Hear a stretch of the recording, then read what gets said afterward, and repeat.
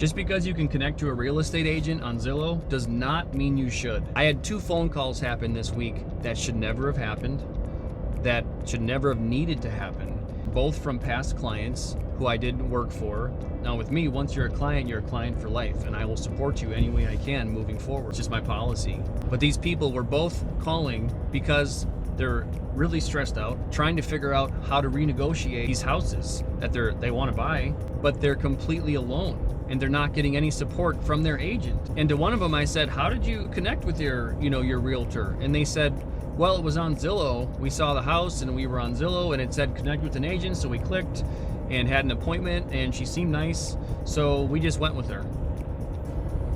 And unfortunately, we live in a world where you just can't do that. And just because somebody has a beautiful Instagram page does not mean there's someone who's a good fit for you to buy a house. So what's really sad is now they're asking me questions. One of them was almost in tears.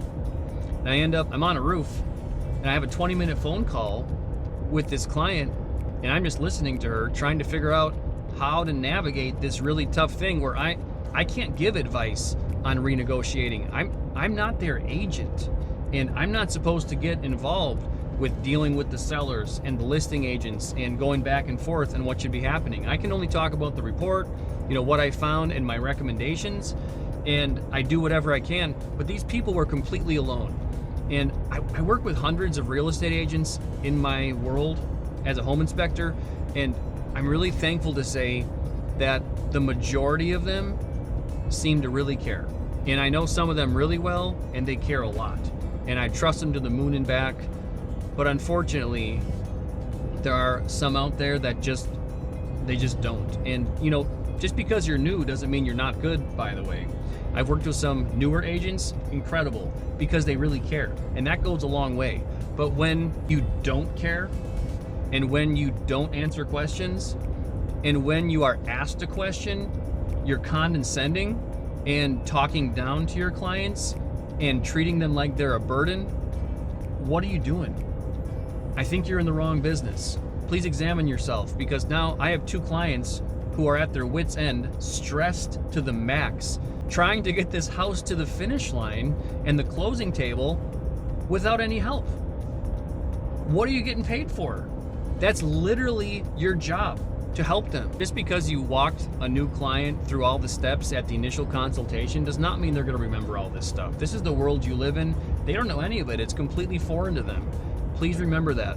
And I'm not saying you gotta talk down to them. I'm saying you gotta simplify things and give them some grace to know they're trying to figure this out too. They're trying to find their dream home, and there's a lot of stress involved during that process. One of them said, every time we ask her a question, our realtor, she gets upset, she gets irritated, and she says, we already talked about this at the initial consultation.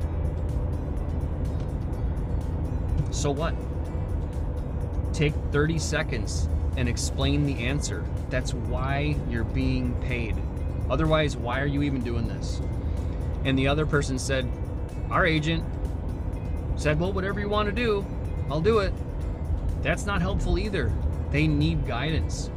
They're driving the car, but they need you to help them steer. That's really how I view it. So my 2 takeaways are this. If you are a person who's looking for a real estate agent to help you buy a home, you can go ahead and roll the dice. Click on that button, connect with an agent on Zillow, and there are some great agents that I have seen that get leads from Zillow, and they do a fantastic job, which is great. So you can roll that dice, but there's a percentage of people that aren't great, and you're so much better off interviewing somebody. And by the way, interview multiple people. See who fits your personality and see who you think cares the most about the job and isn't just treating you like a number. You're allowed to be new and you're allowed to be inexperienced. And if you care, it goes a long way. But you know what you're not allowed to be? You're not allowed to be apathetic. You're not allowed to not care. And you're not allowed to treat your people like they're a burden, because that's what you signed up for when you went to real estate school. And I'm not here to trash real estate agents. I'm here to let you know that bad behaviors do exist out in this world. So if you're going to take the big step of buying a home, which is a big step, make sure you really take the time to vet out who you hire. to vet out who you retain, you're going to be in a partnership with this person for probably several months. And I've seen so many horror stories that happen because the people didn't actually vet them out. So do your due diligence. And hey, if you're an agent out there and you are doing a great job and you care about your people and you want them to be happy and you go the extra mile because that's what you think is right, thank you. Because I can't be dealing with your clients who are asking me questions on what they can go back to the listing agent for and how to deal with these defects.